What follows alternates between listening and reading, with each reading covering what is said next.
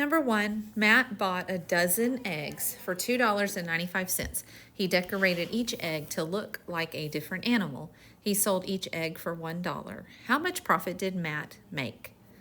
Number 2, Polly owns her own hardware store. She spent $72 on hammers for her store. 9 people bought hammers this month from Polly, each costing $10. How much profit did Polly make from selling hammers? Number 3, Savannah and Graham wanted to sell cookies during the summer. They spent $17 on ingredients, $4.50 on advertisement, and $23 on their cookie stand. They made $125.25 from selling cookies for 2 days. How much profit did they make? Number 4, Pedro wanted to sell his Pokemon cards that he no longer uses.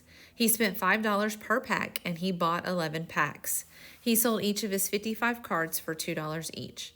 How much profit did Pedro make?